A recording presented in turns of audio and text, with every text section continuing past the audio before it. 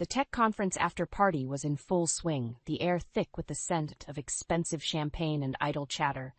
As I made my way through the crowd, glass of rosé in hand, I couldn't shake the feeling that something was off. My eyes scanned the room, searching for my husband, Rowan, who had drifted away moments earlier. That's when I saw them. Rowan, in a dimly lit corner, laughing intimately with a woman I didn't recognize. My heart stopped, and a tightness gripped my chest.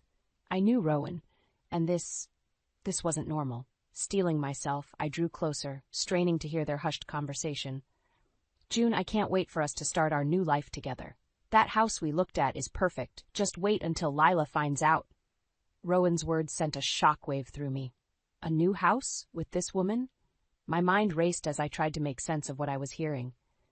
Don't worry, darling. Once the money from your little embezzlement scheme clears, we'll be set. Lila will be none the wiser, June purred, her hand trailing along Rowan's arm. Embezzlement? My head spun as the pieces fell into place. Rowan, my loving husband, the father of my children, had been betraying me all this time. Rage and betrayal surged through me, threatening to consume me. I cleared my throat, causing them to jump in surprise. Rowan, June, what a pleasant surprise. Rowan's face drained of color as he stumbled to find the right words. Lila, this isn't what it looks like. Isn't it? I fired back, my voice dripping with venom. Because it looks like you're planning to run off with this woman, using money you stole from my company. June's eyes narrowed, a sly smile playing on her lips. Oh, Rowan, you didn't tell your dear wife about our little arrangement? Rowan shot June a pleading look, but she seemed to relish in his discomfort. Lila, please, let me explain. Explain what, Rowan? I cut him off, my hands trembling with a mix of rage and heartbreak. How you've been betraying me, our family, and everything I've built. No, I don't want to hear it. I turned on my heel, determined to put as much distance between myself and this train wreck as possible. But Rowan's hand shot out, grasping my arm. Lila, wait. Please, let's talk about this. I can fix this, I promise. I yanked my arm free, glaring at him with a fury I hadn't known I possessed. Fix it? How, Rowan? By running off with your mistress and my money? I scoffed, the words burning my tongue. No, I'm done. We're done. I want a divorce. With that, I stormed away, leaving Rowan and June in my wake, their shocked expressions searing into my memory. As I made my way out of the conference center, my vision blurred with tears of betrayal and rage. How could he do this to me, to our family? The drive home was a blur of my mind racing with 1,000 questions and 1,000 more answers I didn't want to confront.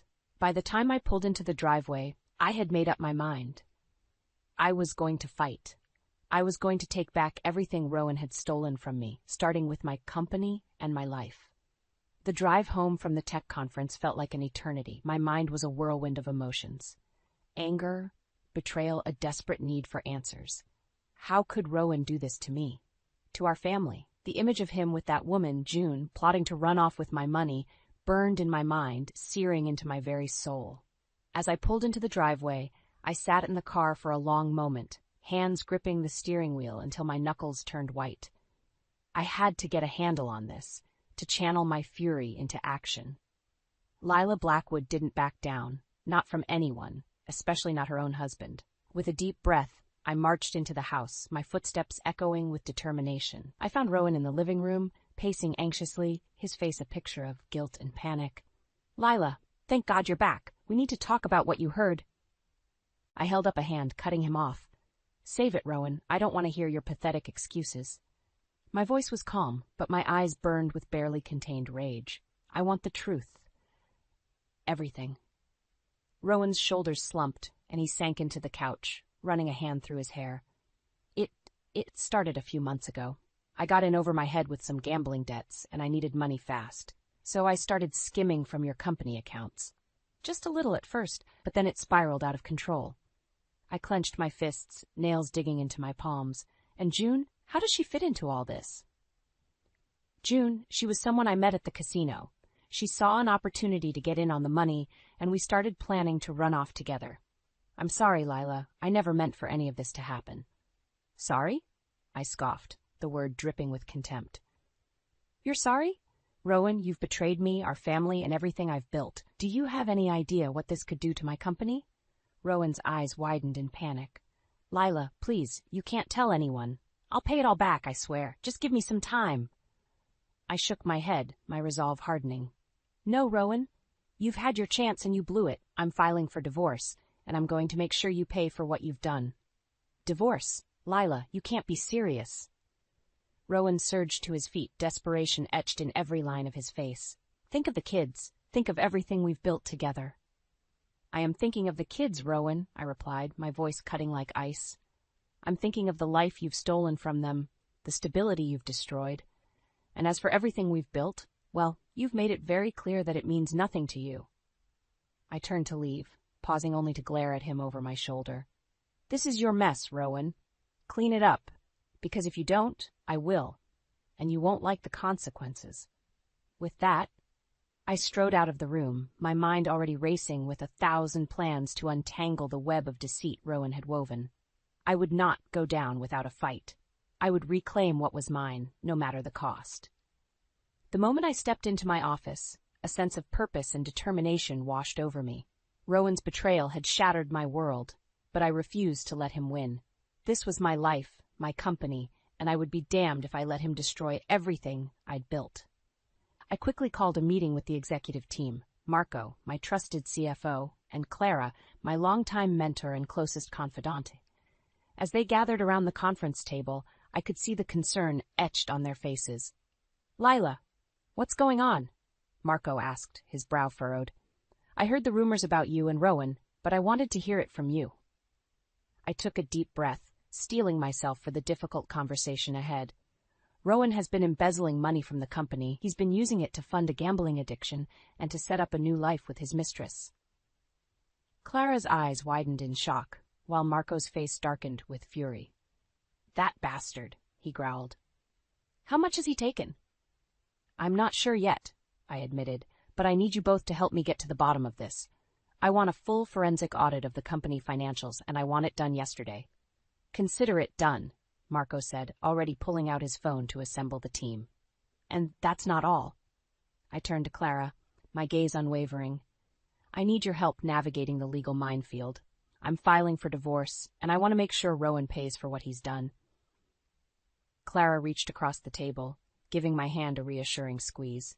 Of course, Lila. I'll put my best people on it. We'll make sure he doesn't get away with this. As the meeting adjourned, I felt a newfound sense of purpose. Rowan may have betrayed me, but I wasn't going down without a fight. I was going to take back control of my life, my company, and my future. Over the next few days, I worked tirelessly with Marco and his team, digging deeper into the company's finances. The numbers were staggering. Rowan had siphoned off millions, all while living a lavish lifestyle with his mistress. The rage I felt only fueled my determination. Concurrently, Clara's legal team sprung into action, freezing Rowan's assets and preparing for a messy divorce battle. They uncovered even more of Rowan's deceit, including debts he had racked up in my name. It was infuriating, but I was grateful to have such a capable team fighting in my corner. As the legal proceedings began, Rowan grew increasingly desperate, lashing out with threats and attempts at manipulation, but I refused to back down. I had spent years building my company, my reputation, and my life. I wasn't about to let Rowan destroy it all.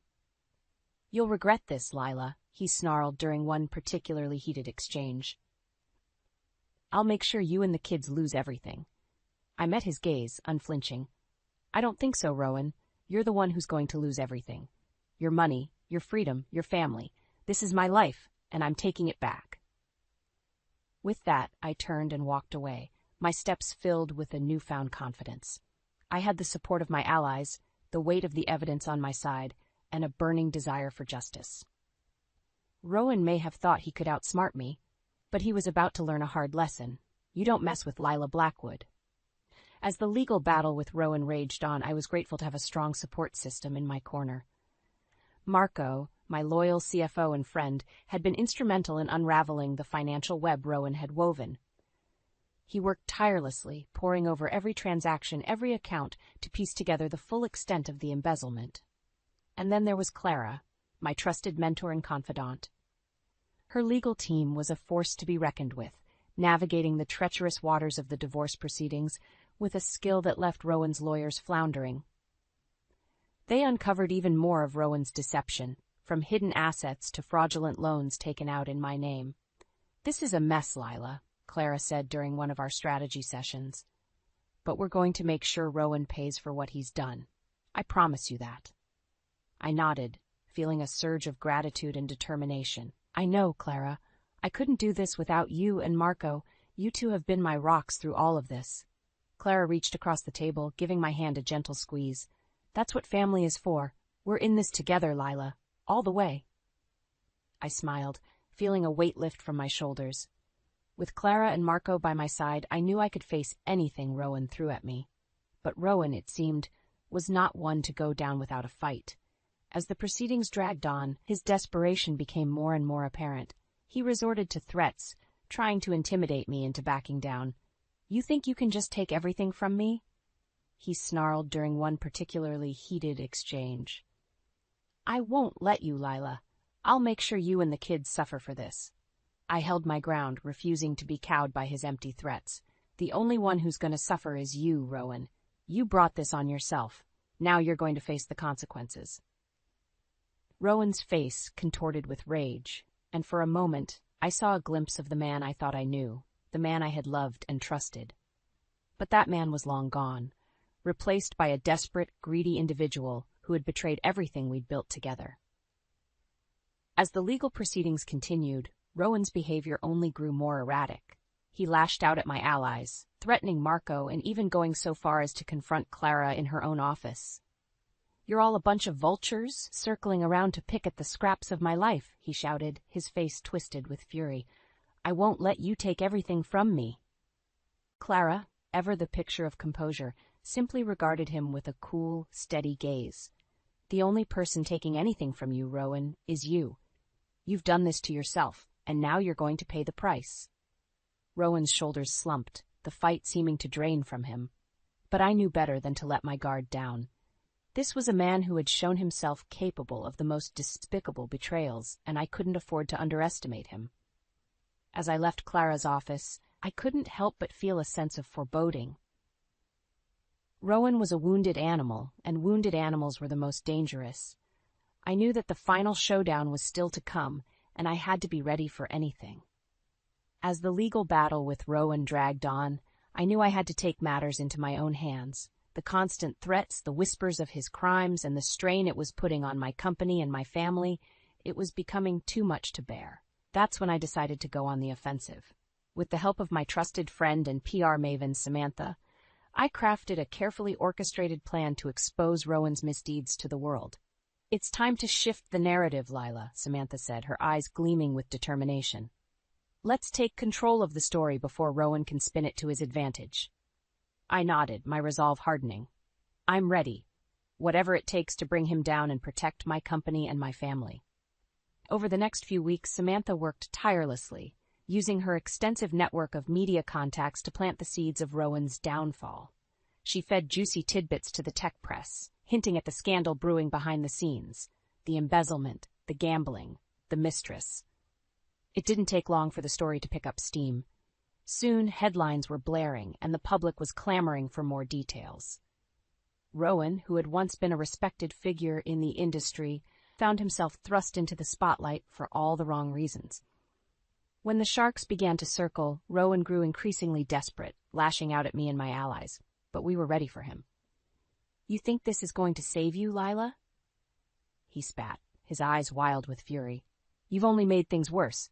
Now the whole world knows what a conniving bitch you are." I met his gaze, unflinching. "No, Rowan, the whole world knows what a despicable, greedy man you are, and they're going to watch as you pay for your sins." Rowan let out a humorless laugh. "You really think you can win this? You have no idea what I'm capable of." "Oh, but I do," I replied, my voice dripping with contempt, "and that's why I'm going to make sure you never hurt me or my family ever again." With that, I turned and walked away, leaving Rowan seething in his own impotent rage. I knew that the worst was yet to come, but I was prepared. I had the support of my allies, the weight of the evidence on my side, and a burning desire for justice.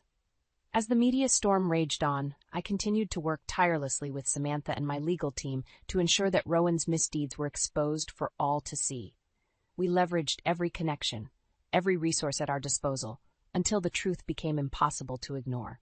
Rowan's gambling addiction, his lavish lifestyle funded by my company's money, his betrayal of our family, it all came pouring out, a torrent of revelations that left him reeling. I watched with a grim satisfaction as his social and professional standing crumbled, his once vaunted reputation reduced to ashes. And through it all I remained steadfast, my focus laser-sharp on the ultimate goal, reclaiming my life, my company, and my future. Rowan had taken so much from me, but I was determined to take it all back, and then some. As the final showdown in the courtroom loomed, I knew that the stakes had never been higher, but this time I was the one in control. This time, Rowan would answer for his crimes, and I would emerge victorious. The day of the final courtroom showdown had arrived, and I couldn't help but feel a surge of nervous anticipation coursing through my veins. After months of legal battles, of exposing Rowan's deceit and betrayal, this was the moment of reckoning. As I stepped into the imposing courtroom, my eyes immediately landed on Rowan, sitting hunched at the defendant's table, his once confident demeanor now tinged with desperation. I took a deep breath, steeling myself for the challenge ahead, and joined my own legal team, led by the formidable Vivian. "Are you ready for this, Lila?" Vivian asked, her gaze unwavering. I nodded, my jaw set with determination. "More than ready. Let's make him pay for what he's done." The proceedings began with Vivian laying out the evidence, the meticulous paper trail of Rowan's embezzlement, the damning financial records, the testimony of those he'd wronged. With each passing moment, Rowan's face grew paler, the noose tightening around his neck. But just when I thought the case was all but won, Rowan's lawyer pulled a surprise witness, June, the woman he'd been planning to run off with. As June took the stand, her eyes darted around the courtroom, a mixture of fear and defiance etched on her face. I didn't know the full extent of Rowan's crimes," she stammered. "I only found out about the embezzlement and his gambling addiction after he dragged me into his scheme." Rowan's lawyer pounced, sensing an opportunity. "So you're telling us that my client kept you in the dark about his illegal activities?" June hesitated, her gaze flickering to where I sat. "Yes, that's right, Rowan. He lied to me, just like he lied to his wife. I had no idea what he was doing until it was too late." The courtroom erupted in a flurry of murmurs, and I felt a surge of triumph.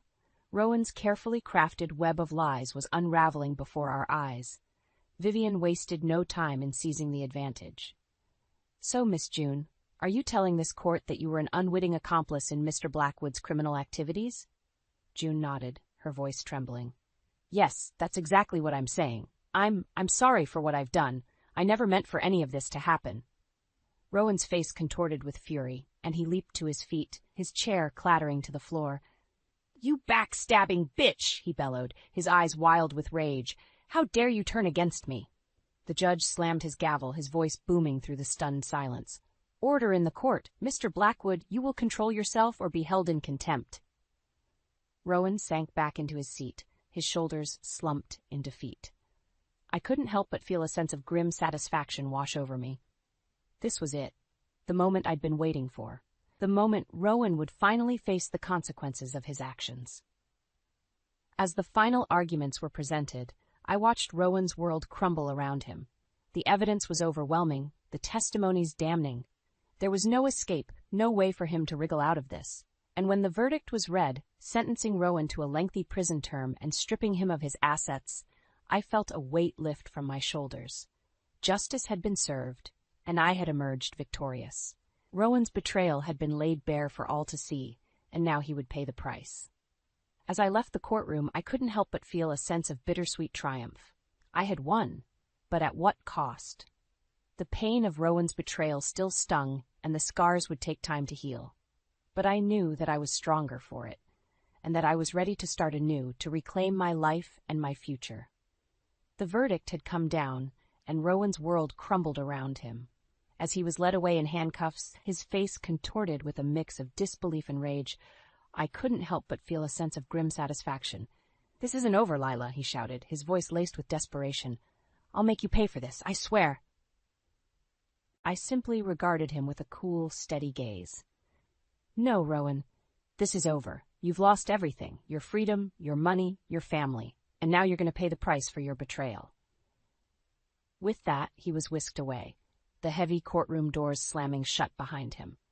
I let out a deep breath, feeling as if a weight had been lifted from my shoulders. The nightmare was finally over. In the days and weeks that followed, the full extent of Rowan's downfall became painfully clear. His assets were seized, his reputation in tatters, and his once vaunted status in the tech community reduced to ashes. The media, once obsessed with his rise to power, now gleefully reported on his spectacular fall from grace. As for me, I emerged from the ordeal stronger and more determined than ever. With the help of my loyal allies, I set about the task of rebuilding my life and my company. Marco, my trusted CFO, worked tirelessly to restore the financial stability that Rowan had threatened to destroy, while Clara's legal team ensured that I retained full custody of our children and a significant portion of our joint assets. "You've come out of this a warrior, Lila," Clara said, a proud smile tugging at the corners of her mouth. "Rowan thought he could break you, but you've proven him wrong. Now it's time to reclaim your life." I nodded, feeling a surge of determination. That's exactly what I intend to do. I won't let Rowan's betrayal define me. This is my chance to start fresh, to build something even better. And that's exactly what I did. With a renewed sense of purpose, I poured my energy into my company, steering it to new heights of success. I used my experiences to create a foundation dedicated to supporting and empowering other women entrepreneurs, ensuring that they never had to face the kind of betrayal and adversity that I had endured. As for Rowan, his downfall was swift and unforgiving. Stripped of his wealth and social standing, he found himself adrift, a pariah in the very community he had once dominated. Attempts to rebuild his life were met with scorn and rejection, a constant reminder of the consequences of his actions. I couldn't help but feel a twinge of pity for him, but it was quickly overshadowed by the anger and resentment that still simmered within me. Rowan had taken so much from me, and even now, as he languished in the ruins of his once gilded life, I couldn't find it in myself to forgive him. "You brought this on yourself, Rowan," I said, when he reached out to me one final time, his voice laced with desperation. "And now you have to live with the consequences." With that, I severed all ties, determined to move forward and never look back. Rowan's betrayal had changed me, but it hadn't broken me. If anything, it had forged me into a stronger, more resilient woman, one who was ready to take on the world and win. As the dust settled on the tumultuous events that had upended my life, I found myself standing at the precipice of a new chapter. Rowan's betrayal had shaken me to my core, but it had also forged me into a stronger, more resilient woman. I was determined to take back control of my life and my future, and that's exactly what I set out to do. With Rowan's assets and embezzled funds returned to me, I was able to not only stabilize my company but propel it to new heights of success. The public's sympathy was firmly on my side, and I leveraged that goodwill to secure lucrative contracts and investments. My team, led by the ever-reliable Marco, worked tirelessly to streamline operations and capitalize on the newfound momentum. "It's like a weight has been lifted off our shoulders, Lila," Marco said during one of our strategy meetings. "Now that Rowan's mess is behind us, we can focus on taking this company to the next level." I nodded, a small smile tugging at the corners of my lips. "That's exactly what I intend to do, Marco. This is our chance to build something truly remarkable." And that's exactly what we did. Over the following months, I poured my energy into not only rebuilding my company, but also creating a foundation to support other women entrepreneurs. The Lila Blackwood Foundation, as it came to be known, was a passion project that allowed me to channel my experiences into empowering others who faced similar challenges. "You're an inspiration, Lila," Clara, my trusted mentor, told me during the foundation's launch event.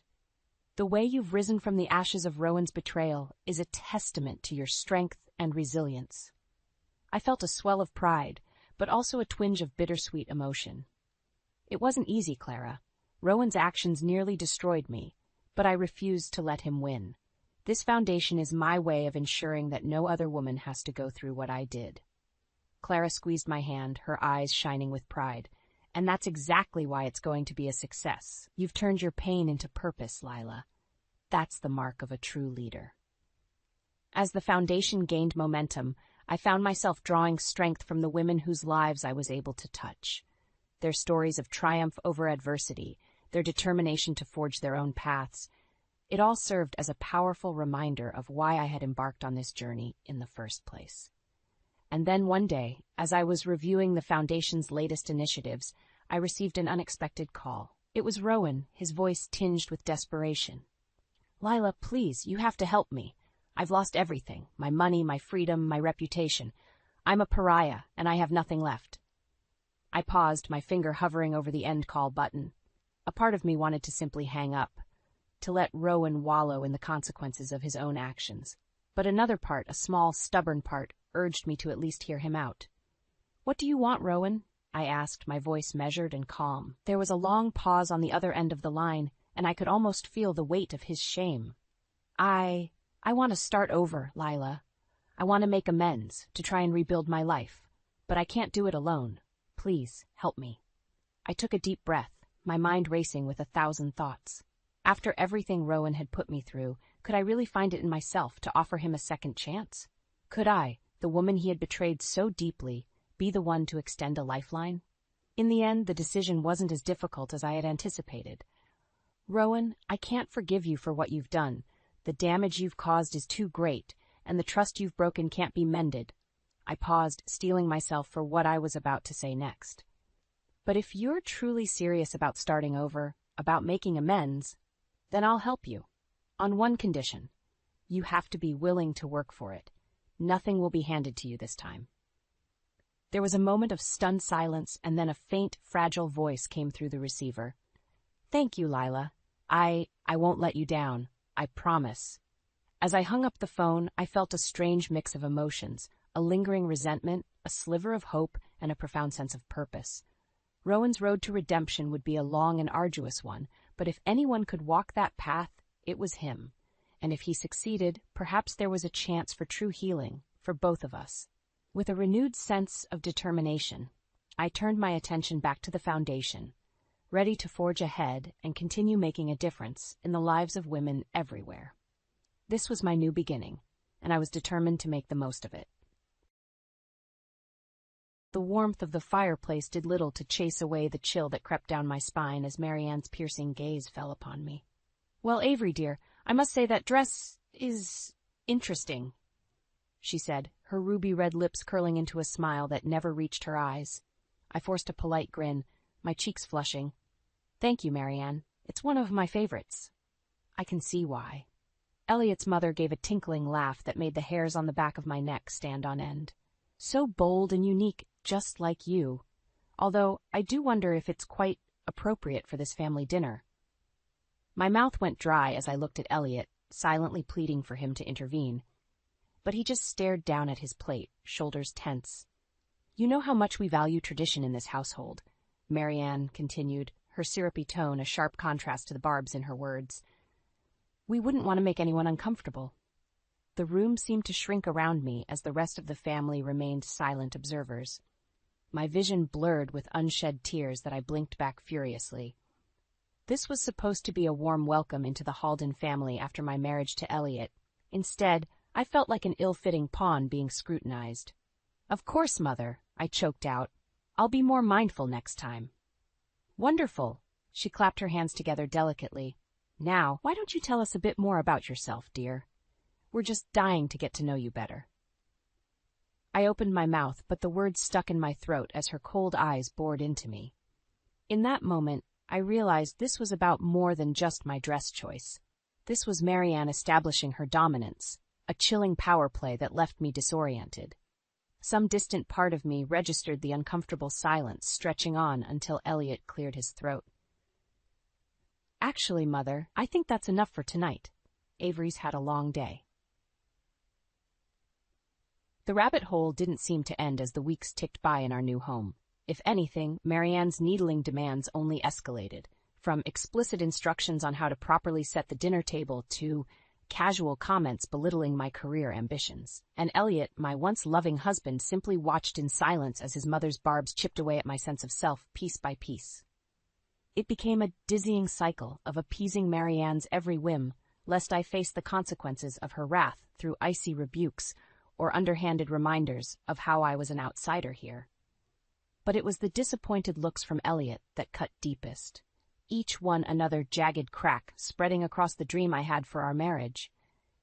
In those early days of our new life together, I was drowning, gasping for air in a twisted game I didn't know the rules to, and Marianne seemed determined to keep me unbalanced through her sinister passive aggression, all while wearing a sickly sweet smile, of course. Because that was the Halden family way. At first, the changes in Elliot were so subtle, I easily chalked them up to the stress of starting our new life together. A forgotten birthday here, a canceled date night there, small things that I excused as just part of getting into a new groove as newlyweds. But soon, those slight oversights spiraled into something darker, something that made my heart clench every time I saw the disappointment and disdain hardening in his eyes. "This pot roast is dry as a bone," he grumbled one night, jabbing his fork moodily into the meat. "Honestly, Avery, how many times do I have to show you?" I opened my mouth, then snapped it shut as Marianne swept into the dining room. Now, Elliot, that's no way to speak to your wife." Her nostrils flared as she pinned me with an icy stare, although Avery should know better by now. The lump in my throat threatened to choke me as I looked at Elliot pleadingly, desperate for him to defend me like he used to. But he just shrugged, already shoveling another forkful of the dry pot roast into his mouth. That night was only the beginning. Pretty soon, Elliot's callous comments became as commonplace as Marianne's constant critiques of my abilities as a wife and daughter-in-law. He'd track Mud into the house and then snap at me for not anticipating his needs. I'd burn dinner, and he'd throw the plate across the kitchen in a rage. All the while, Marianne watched like a hawk, her curved lips stretching into a satisfied smile every time Elliot willingly played his role. The realization hit me like a ton of bricks one afternoon when I foolishly asked Elliot if he wanted to grab lunch together before his next meeting. "Don't be ridiculous," he scoffed, already shrugging on his suit jacket. "You know Mother prefers I'm back promptly after appointments to discuss business matters." My heart plummeted into my stomach as I watched him hurry out the door, not even a backward glance in my direction. That's when the harsh truth finally clicked into place. Marianne had enveloped us so fully in her twisted web that Elliot was utterly beholden to her every rule. My husband was a shell of his former self, his love for me dulled by years of psychological conditioning at his mother's hand, and I was slowly being suffocated by her ruthless control over our family, gasping for air in a life I no longer recognized. "Oh, Avery, you're pouting again." Marianne's sickly sweet voice rang out from behind me. I spun around, jaw clenched, as she sicked loudly and shook her head. "When will you learn?" In that moment, something inside me twisted and snapped. I could no longer swallow down the bitter truth. If I stayed on this path, Marianne would grind me into the dirt until I was a vacant, submissive shadow of my former self. Just like Elliot. No, that was not the life I wanted. Not for me. Not for anyone. And as I met her cold gaze steadily, a new flame of determination was lit from the dying embers inside me. If Marianne wanted a battle, she would get one, with everything I had, because this time I would be the one calling the shots. The annual Halden Family Charity Gala was supposed to be a lighthearted affair, a chance for the town's elite to mingle and pat themselves on the back over champagne and hors d'oeuvres. But this year would be different. This year, I had a plan. As I descended the staircase in my crisp azure gown, clutching Elliot's arm, I saw Marianne's eyes narrow ever so slightly. Her well-practiced smile wavered just for an instant before settling back into that familiar saccharine mask. "Why, Avery? You clean up nicely," she purred as we reached the bottom of the stairs. "Although I do wish you'd done something a bit more sophisticated with your hair." My grip on Elliot's arm tightened, but he remained stoically impassive, refusing to even look at me, just like I knew he would. The night blazed on in a whirlwind of fake laughter and insincere compliments that made my skin crawl. I smiled woodenly, one hand clutching my champagne flute like a lifeline, as Marianne's barbs continued unchecked. "It really is too bad you never finished your college degree, dear," she said loudly during Aovek, her voice carrying across the crowded ballroom. We Haldens do so value a prestigious education. A hush fell over our little group as I felt dozens of eyes boring into me, awaiting my stuttered excuse like they'd grown accustomed to over the years. But not this time. This time, the anger roaring in my ears drowned out any shred of remaining intimidation.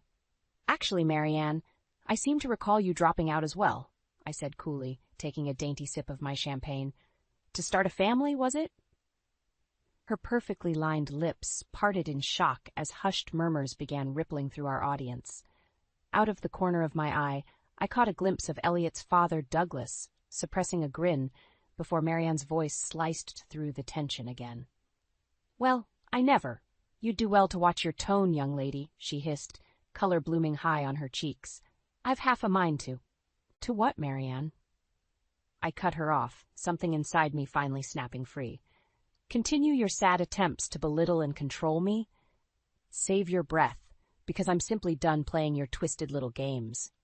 I leveled my gaze at Elliot, who shrank back, a deer in the headlights. "Or has your mother not told you about her plans to remove me from your lives? To wipe me from the picture completely so she can find you a more suitable bride to further the Halden legacy?" An icy silence hung in the air, punctuated only by Marianne's ragged breathing as her mask shattered completely. I could taste the fear rolling off her in dizzying waves, smell the acrid stench of her desperation. The crowd seemed to sway around me as I looked from Elliot's pale, stricken face to Marianne, and then to Douglas, the first inkling of hope in his eyes for longer than I could remember. With a sickening lurch, the weight of my entrapment these past few years finally hit me like a physical blow. The lies, the belittling, the silent torment, all at the hands of this vile woman and her puppet of a son. Something inside me finally broke free as the last threads of fear dissolved away, replaced by a calmness I hadn't felt in years. A foreign power seemed to uncurl within me, urging me not to flee this time, but to stand my ground. To fight. The whispers were growing louder now, but I barely heard them over the roaring in my ears as I tossed back the last of my champagne and smiled at Marianne. "No, I'm afraid the games are just beginning." The deafening silence that followed my outburst at the gala was finally broken by the harsh clack of Marianne's heels as she stormed away, her face twisted into a mask of rage. Elliot trailed after her, throwing me one last haunted look before disappearing into the crowd. I stood rooted to the spot, my heart thundering in my ears as the world slowly bled back into focus. Hushed whispers and scandalized gasps swirled around me, but I barely registered them over the chorus of voices in my mind. What had I done? After years of keeping my head down, something had snapped inside of me in that heated moment. An overwhelming urge to shatter the heavy silence, to unravel this twisted tapestry Marianne had woven around our family. Trembling, I turned to Douglas, the first man I'd ever seen stand up to his domineering wife. He placed a wizened hand on my arm, his eyes shining with the first hint of resolve I'd witnessed in years. "You did the right thing, Avery," he murmured gruffly. "The truth had to come out, no matter how ugly." His earnest words should have been a balm, helping ease the searing guilt and shock pulsing through my veins. But they did little to chase away the nagging sense of dread coiling in the pit of my stomach, because I knew this was only the beginning. My grand public outburst may have rattled Marianne's cage, but the real fallout was yet to come. She would retaliate, of that I was certain, which meant I needed to be prepared to fight back with everything I had. That realization was what finally spurred me into action over the next few days, as the harsh condemnations and scandalized whispers engulfed our family. While Elliot holed up in his study in a drunken stupor, I began to gather what little evidence I could.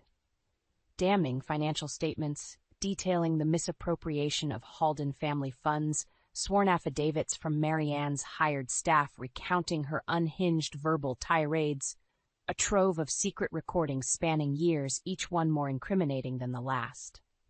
I compiled my case meticulously, letting the smoldering embers of my anger drive me forward as I prepared for the battle to come. Because one thing had become painfully clear. Marianne would stop at nothing to regain control over her kingdom, and I would be her prime target.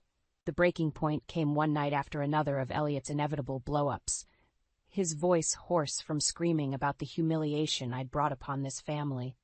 I had hidden in the pantry, my breath coming in raggedy pants as his venomous words hit their mark again and again, until finally I heard the telltale click of Marianne's heels against the hardwood and the murmur of their hushed conversation filtering through the cracked door.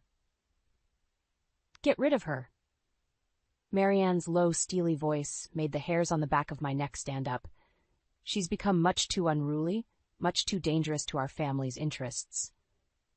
Unable to contain myself a moment longer, I leaned in closer until their poisonous whispers became clear as day. And that's when I heard the evidence I'd been subconsciously seeking all along. The final, damning confession that any shed of humanity had long been snuffed out in this family. The gloves were off. The time for playing Marianne's twisted games was over, because now it was my turn to fight fire with fire. As the whispered threats from Marianne and Elliot's hushed confession echoed in my mind, a strange calmness washed over me. No more walking on eggshells, no more forcing smiles as I was pecked apart from the inside. This was war, and I would be ready. The next morning, I awoke before dawn and quietly slipped out of the house before Elliot or Marianne could stir. My footsteps were the only sound on the deserted downtown streets as I made my way to the one place I knew I could find allies, Everly's Diner. The tinkling of the bell above the door was like a soothing balm as the familiar scents of bacon and freshly brewed coffee enveloped me. This place had been my haven in those first few strained years of marriage, when I could still escape Marianne's clutches for a few blessed hours. "Well, if it isn't my favorite customer!"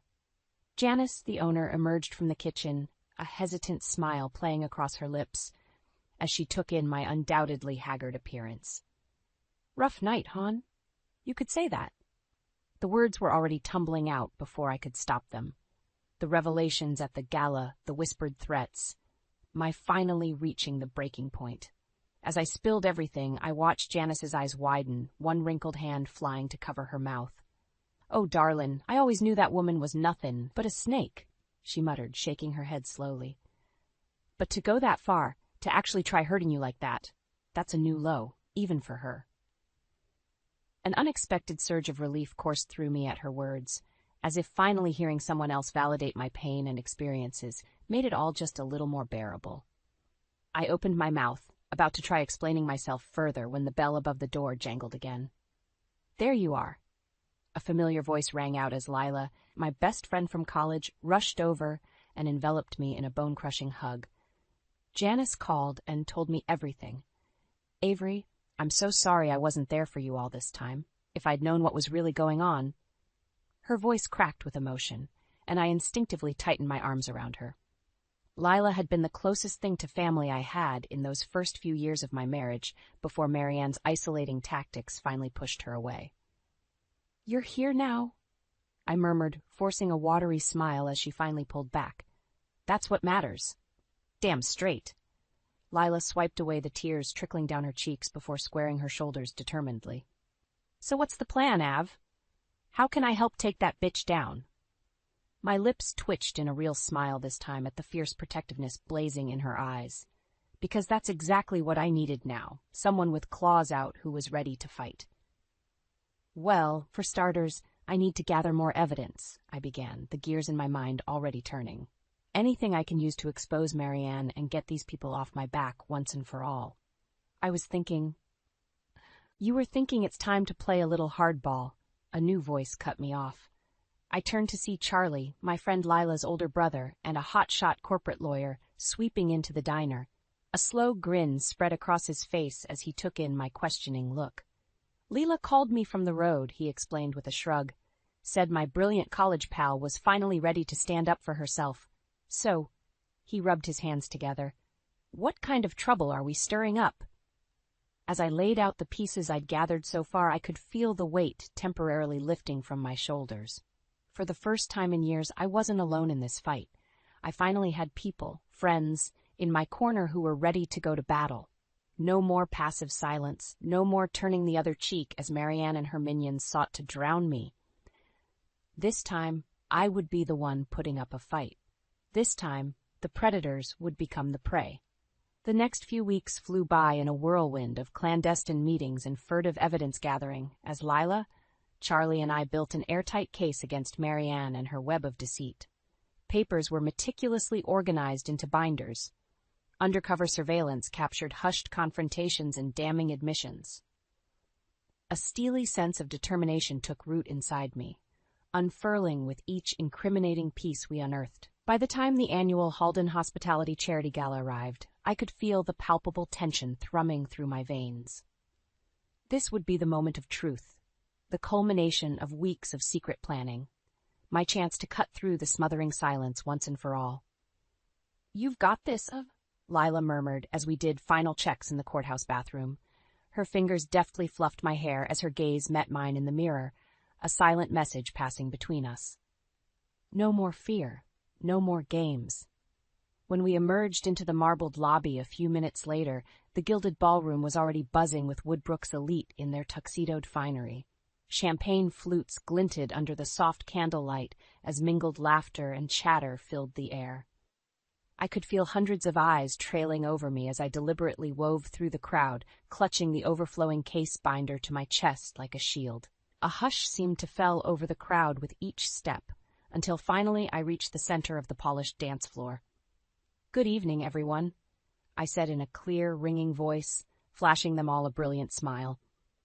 "I'd like to take a moment to celebrate the generous philanthropists in our community who have gone to such great lengths to give back." A smattering of hesitant applause followed, along with a few bewildered looks. Out of the corner of my eye, I watched Marianne stiffen, the color draining from her perfectly made-up face. "Of course," I continued lightly, "there are a few individuals here tonight who have been rather generous with their philanthropy, shall we say." As I spoke, I deposited the binder on a nearby table with a dull thud and began paging through the damning evidence. Embezzling funds from local charities and family trusts to fuel lavish lifestyles and keep up appearances, betraying the trust and confidence of those who believed in their philanthropic integrity. My voice remained maddeningly calm, even as Marianne's face contorted with rage and panic flickered in Elliot's eyes. As more and more details tumbled from my lips, a deafening silence fell over the crowd, broken only by the flutter of papers and my inexorable narration. "Then, of course, we have the less legal dalliances to account for as well." I leveled my gaze squarely at Elliot now, holding up glossy photographic proof of his indiscretions for all to see. Cavorting with strange women, deceiving his faithful wife, all while hiding behind this thin veneer of community-minded chivalry. The hushed gasps of shock seemed to reverberate against the vaulted ceilings now, shattered only by the guttural scream that finally tore free from Marianne's throat. Wild-eyed and trembling, she looked every bit the caged animal as security began closing in from all sides. In that crystalline moment of reckoning, I could see the final shreds of her meticulously constructed facade disintegrating into ash right before me. There would be no more lies, no more manipulations under the guise of propriety. For the first time since she'd callously destroyed my naive dreams of familial belonging all those years ago, I felt a savage sense of victory coursing through my veins unfettered. The karmic wheel had finally turned, and Marianne was powerless to stop it. As two burly guards moved to apprehend her, Marianne's gaze found mine one final time, feral and burning with hatred. But this time her venom held no power, sliding harmlessly away as the last of the fear dissolved inside me, because in that moment I was the master of her supposed checkmate. The thunderous silence that followed Marianne's dramatic arrest seemed to stretch into eternity. I could taste the collective shock and disbelief like a palpable force as the once venerable Halden family imploded before their eyes. For a fleeting moment, Elliot and I locked gazes across the ballroom floor.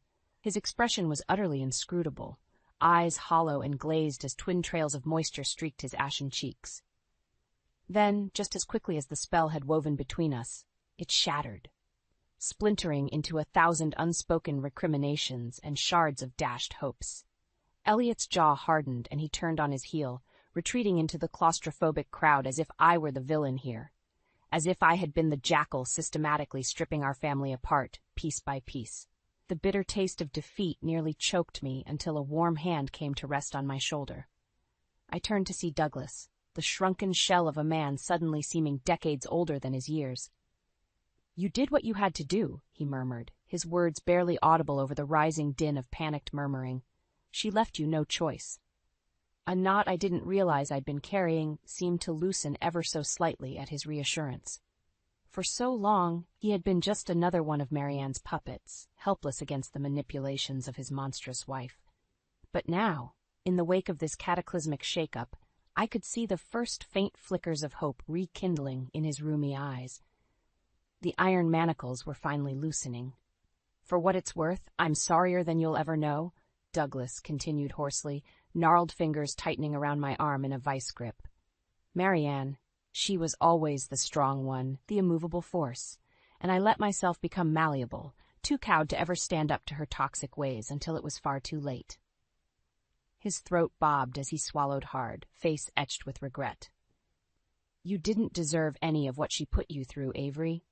But maybe now, maybe there's a chance to start fresh." I could only nod numbly, too overwhelmed to find any words of forgiveness or comfort. Because in that moment, surrounded by the wreckage of his shattered legacy, Douglas was beyond consoling. No, there would be no easy path forward now, not for any of us. The Halden family as we'd known it was irreparably broken, the bedrock foundation built on lies and deceit. As the gaping crowd parted like the Red Sea, Marianne reappeared between her two hulking security escorts. No longer the impeccably coiffed ice queen, her coppery hair askew and mascara streaking her crimson cheeks in muddy rivulets.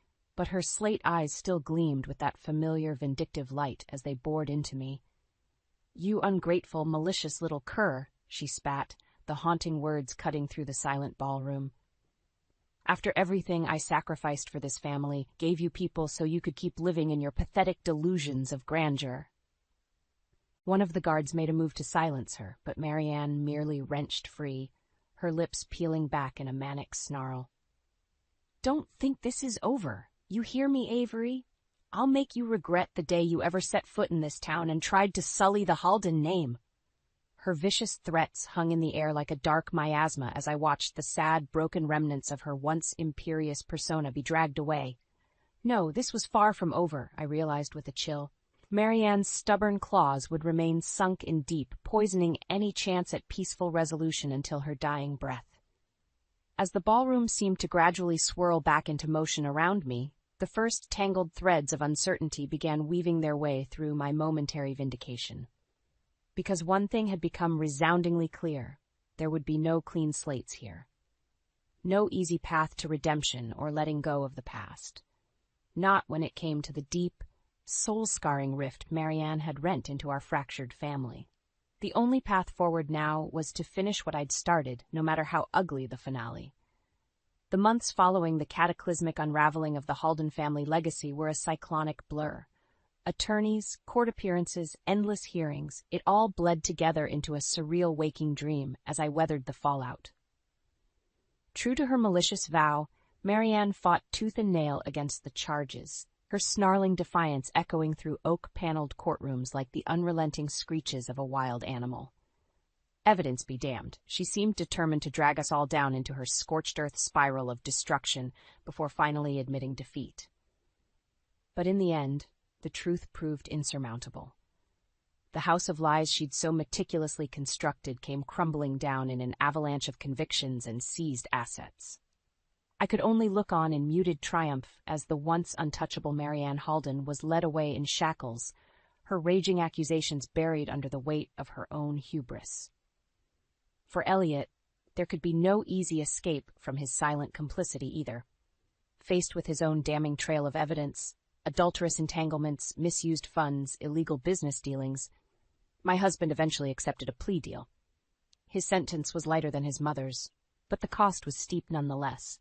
Public humiliation, hefty fines, and a lifetime of untangling his father's ravaged business affairs.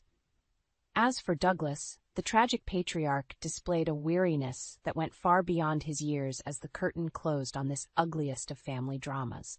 He retreated from the prying eyes of the community, content to quietly pick up the pieces of his shattered empire alone. Well, not entirely alone, for in a gesture I never could have foreseen, he summoned me to his study one rain-swept evening with an unexpected offering, a shocking sum of restitution and an even more stunning apology. "You never deserved the venom my wife unleashed, nor my own cowardice in enabling her toxic behavior," he rasped, calloused fingers caressing a worn photograph of family happier times. But I hope this can be a step towards making amends for the suffering you endured on my watch. I opened my mouth to protest, but Douglas raised a withered hand, his eyes shimmering with a fragile hope. Take it, Avery. For once in your life, take something you never had to fight tooth and nail for. Build yourself a legacy untainted by the rot of this family. His gruff words should have felt like a balm after such harrowing turmoil. And yet, as I accepted the oversized check with trembling hands, my heart felt strangely hollow, because no amount of reckoning or restitution could ever absolve the scars that had been carved into my soul by this once revered family. Those wounds would never fully heal, I realized with a pang of melancholy. Even now, stripped of their wealth and clout, the Haldens maintained an invisible hold over me, their ghosts lingering in the farthest reaches of my psyche, like insidious wraiths. But rather than allowing their toxic legacy to tighten around me once more, I would take Douglas's offering and finally forge my own path forward. So as the weeks and seasons gradually shifted once more, I did just that. Carefully channeling the still smoldering embers of anger simmering within, I began investing in planning, slowly, meticulously building my own empire from the ashes of the old.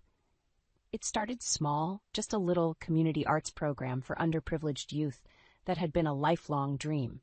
Then, as my nest egg blossomed into more ambitious ventures, the initiatives multiplied. Before long, I was able to establish a formidable foundation in my own name, dedicated to empowering women who had faced abuse and marginalization at the hands of toxic power structures. With every new achievement and hard-won victory, I could feel the icy grip of the past gradually loosening its hold over my battered soul, the all-consuming rage and thirst for vengeance slowly giving way to a renewed sense of purpose and strength from within. It would be naive to think the scars could ever fully fade, that the haunting specter of Marianne's abuse wouldn't still linger in the darkest recesses of my heart, appearing in my most vulnerable moments like a malevolent phantasm. But now, finally, I had reclaimed the power to exorcise those demons in whatever form they took. The cycle of toxicity had been broken once and for all, replaced by the first blushes of a new day. A day where I was no longer just surviving, but finally thriving, as the master of my own rebirth.